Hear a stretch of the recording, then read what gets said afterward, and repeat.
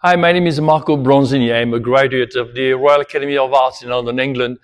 Today we're going to be looking at the beautiful lavender fields of Provence, which is the area where I come from. So this is our reference today. We're going to be talking about how to deal with the lavender field and the workers inside the field, and how to paint them together at the same time, and not painting a perfect background and then sticking figures on top of it. So a little bit more of an impressionist painting today. So today I have French ultramarine, cerulean blue, cad orange, raw sienna, viridian, some sap green today, which is not my favorite color, but sap green we'll need today, and permanent rose to make some of those beautiful purples, titanium white, and some liquid. Okay, so today we're doing the lavender field again, some wonderful perspective in there, but the main point of the video is to show you the way I paint the figures in the landscape, essentially. And we're not going to be doing a perfect background and then just stick the figure on top of it. Now, unless you're doing a super realistic painting, then you can do that. But if you're an impressionist or paint loosely, I don't recommend to do that. Do it the way I'm going to show you, in your own style, obviously, but the way I'm going to show you. Okay, so let's begin. All right, so as usual, we're going to introduce some of those lines. Horizon line back there. And just a few little colors using purple, obviously, because there's a lot of it in the painting. So there's no point using another color for the time being. So a few lines here. And of course, the perspective is beautiful here. This is just a little bit off-center, this line, so we're going to try to do that.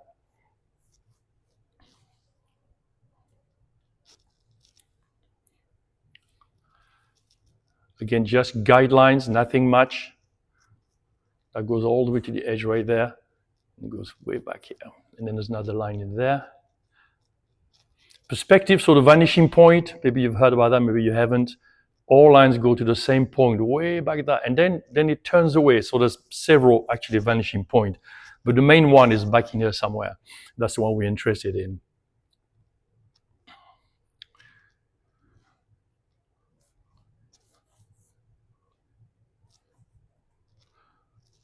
There.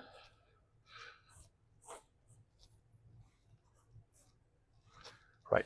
What I'm going to start doing, just establishing some of the strokes in here, just to give me an idea where things are. Okay, and you'll notice there's different shape, kind of round shapes like that, if you've seen Lavender Fields. So just introducing the main theme, so to speak. Same thing in here.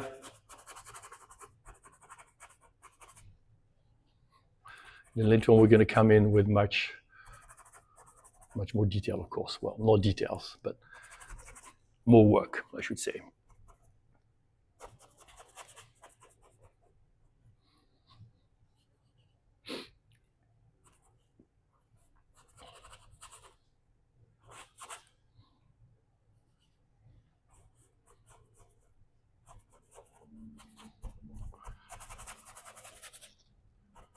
I'll just give an idea. And then now, right away, I'm going to start introducing those figures. So there's a couple of things that will change in that, like this lady's, everything's kind of white and blue, which is very pretty, kind of yellowish. But him or her, I'm going to have a much brighter yellow, just to set up with the purple. I think will look beautiful. All right, let's establish the figures, because they're very much part of the landscape, and we don't want to leave them behind too long. So there's a figure right in here. Another one next to it. Another figure here. So this is an Impressionist painting, of course, so try to make an impression of it rather than drawing every detail. There's one in here. Another one kind of here. They're walking kind of in a line. They're picking the lavender, which is, I bet it's very hard work. Right, then we're going to put in a few little strokes. Now him, we're going to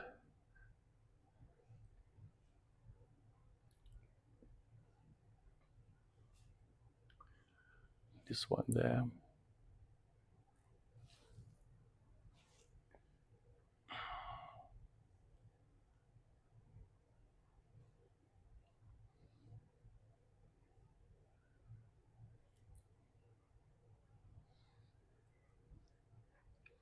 There. Now I'm going to go back around the lavender. You don't want to leave anything behind. And start putting stuff against them. Pop them out, so to speak. And at the back, you'll notice some wonderful perspective in that, which we're going to deal with later on. You can start blocking this.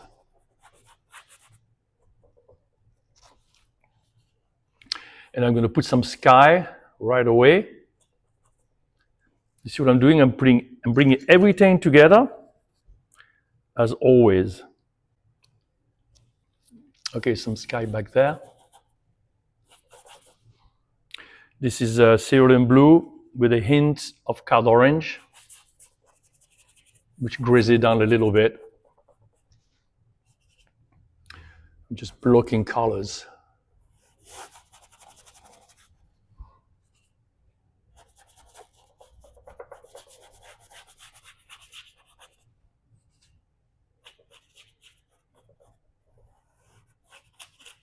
All right, good enough for the moment. Now back on the lavender. Now I'm going to start putting a little bit more paint on the lavender. I'm using the permanent rose and the ultramarine, which of course is beautiful. And I'm going to start doing things like this, just a few impressions like this. Just vertical, going around, because that's what lavender does. That's the way it grows. So the bushes. So that's what you do. In your own style, of course, as I repeat in all my videos. Have fun doing it, but do it in your own style.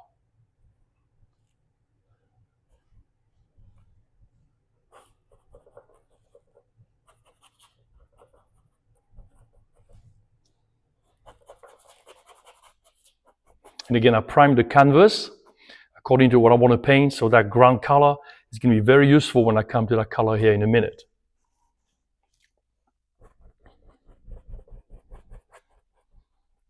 It is a labor of love. You know, you got to really take your time. Don't rush. Have a cup of tea, have a break. So that I do sometime.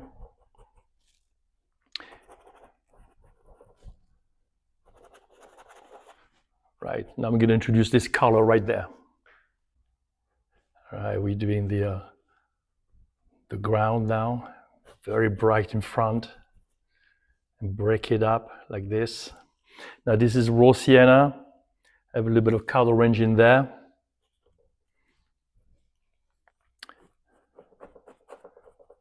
And as I go into the distance, I'm going to add a little bit of green, which will knock it down. And there's quite a bit of green in that anyway.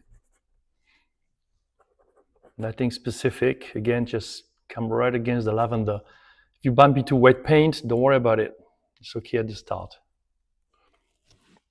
Now I'm going to put a little bit of green in there. It grays down the color very nicely.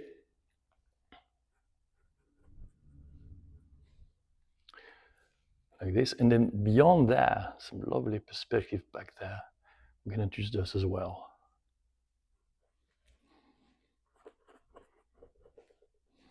And that comes right against the edge of the canvas, which is what we want. You want to be invited into the painting.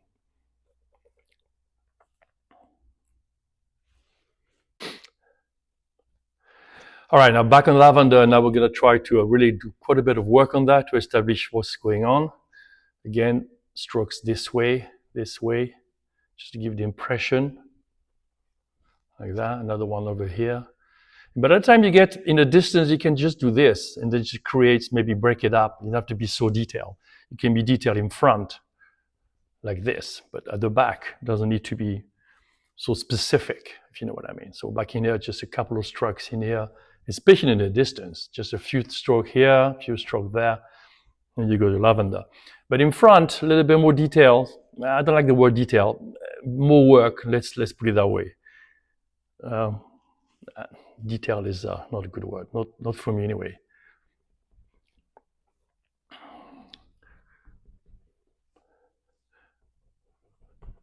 Now this is again the French ultramarine, the permanent rose. I have a little bit of raw sienna in that just to knock it down a bit. We don't want just a pure color. And definitely not out of the tube, guys, okay? Never do that. Never do that. All right, some colors at the back.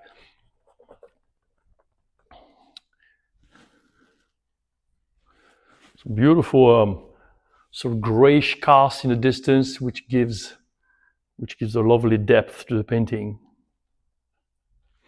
Way back in here. And in a minute, I'm going to go back to those figures and really establish those properly this time. Now, a little bit more work in front. You can be as bold as you want, you know.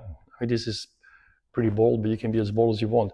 And you can take some smaller brushes too. Let me show you. You can take a tiny brush, smaller brush.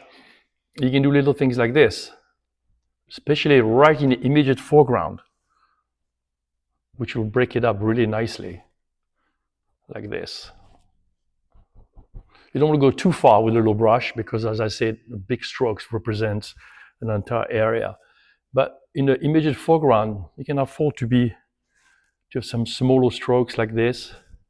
I think it's rather fun. Right in here. This one is a little bit more in the shade, so there's a little bit more of a bluish cast in there. It's very pretty. I'm putting a little bit of ceruleum in there too. And then we're going to come back to that in a second. Okay, let's spend a bit of time on those figures now. There's one right in here. I've added a little bit of burnt sienna on my palette, which I forgot to mention.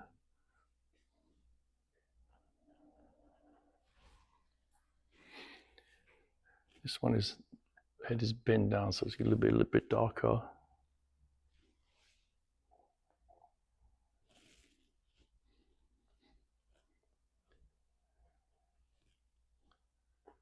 Yeah.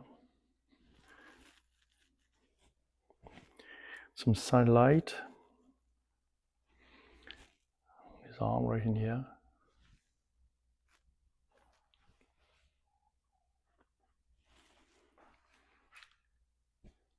Okay.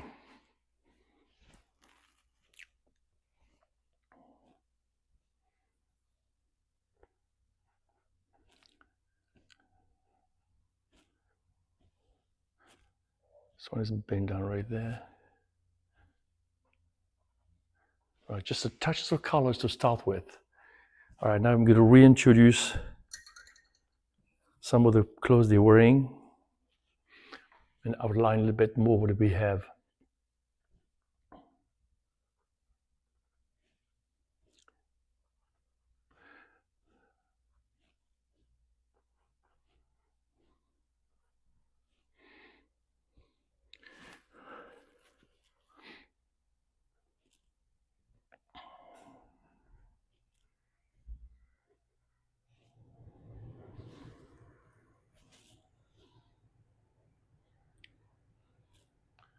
Sitting right there. This guy looks very tired. Can't blame him. And this one is bent down like this. All right, I'm going to come back to lavender and cut right on top of them. Kind of clean up a little bit around them so we outline the figures a little bit better.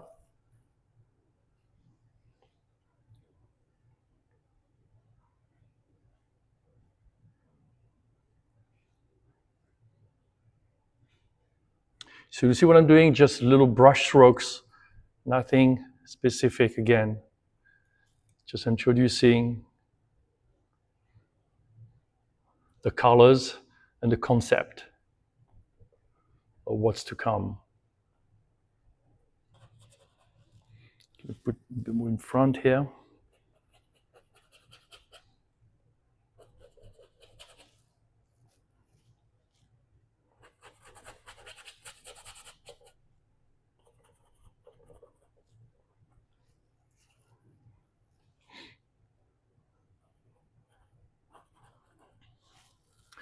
I'm going to do a little bit of green in there now, just to cut in some of those bushes right there.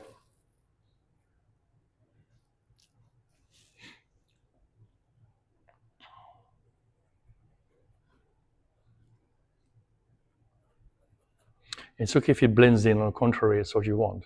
It's got to intertwine.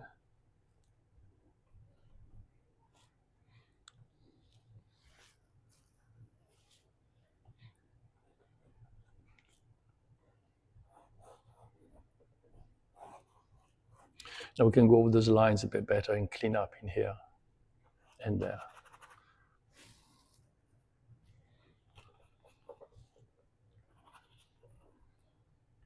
Yeah, now I'm going to return to the figures one more time. All right, let's put him in the shade here because he's wearing a hat. Same with her here. And he's a lot darker than that too.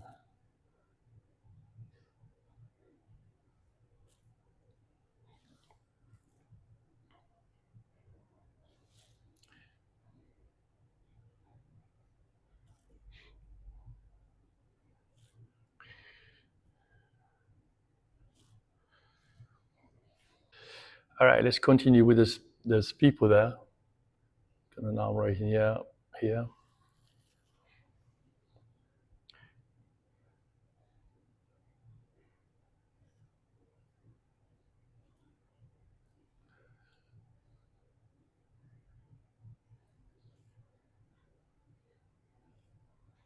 That's good.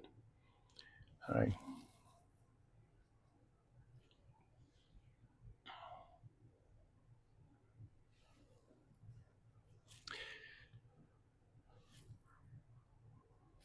She has quite a lot of sunshine on her trousers there, on her pants.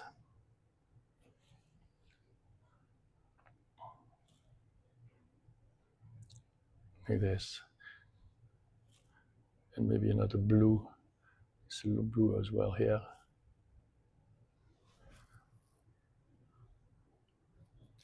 Little strokes of colors, nothing specific. Try to find the figures in there. Shoulder here.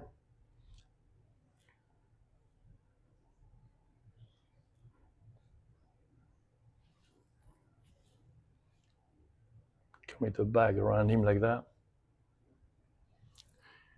Right there.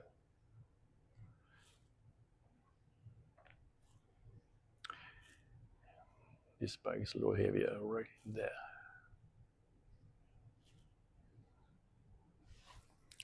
A lot of sunlight on him.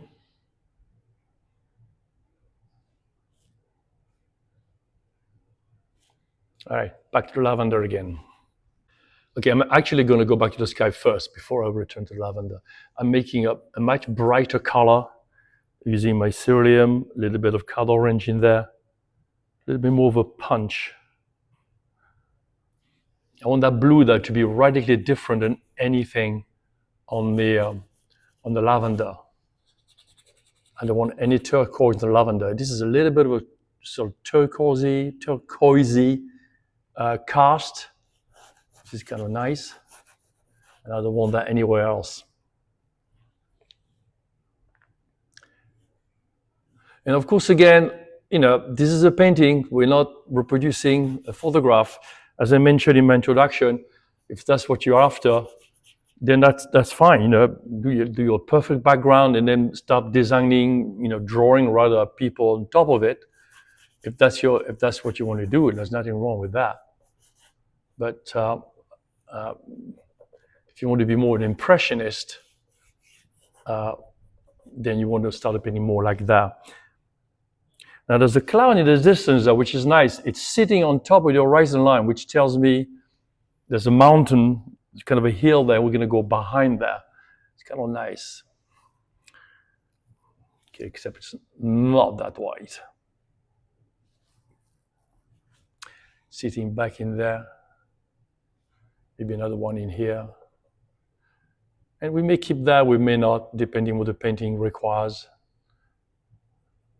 Just a few little breaks in there. All right, now I'm going to go back into lavender. All right, let me re-establish the perspective in there, which is kind of nice. It's that way, and it comes right against that figure right there. Another one in there. And then we're going to clean that up in a minute. It'll make sense in a minute.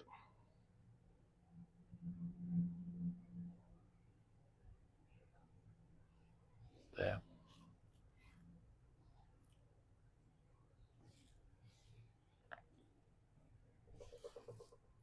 Then come back with my little brush. Increase all this lovely distance back there. There's quite a few perspectives back there, which is kind of nice. Opens up the field. But this is I like this one because it follows through, comes right in there, and it follows through behind that figure. It stops right there, and it picks it up right back in here again, like this. I kind of like that. And there's a bit more behind this figure here. And there's another one which follows this one right through there. So that gives you a very good design to the painting. Like this, like that. Really leads you into the painting really well. All right, a few more touch in front here. You can with a small brush, you can cut in right into this like that. Same thing in here, you can go this way. And same thing in here, that way. I do want to go back to the lavender again. This painting is going to be over a 2-day period. So today is day 1, obviously. But I think the second day, when it's really dry, then we can really go to town with some of these a little bit better. Let's reestablish some of the shapes in there. There's a lot of action back there, a lot of strokes of colors that indicates distance and all kinds of things that we definitely want to put in, but maybe a little bit too wet right now. But for the moment, let me do a little bit more work, and then we see what we can achieve today.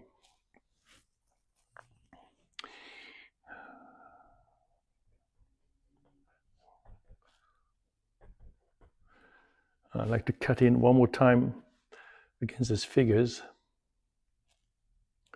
So that's no good right here. We're cutting that right in there.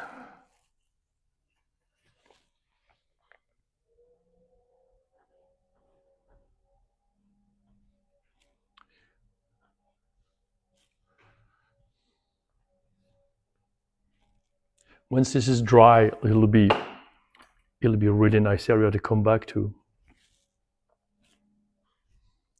I like him right in there. She's the one who's going to have a yellow hat. I might put a little bit on now just for fun.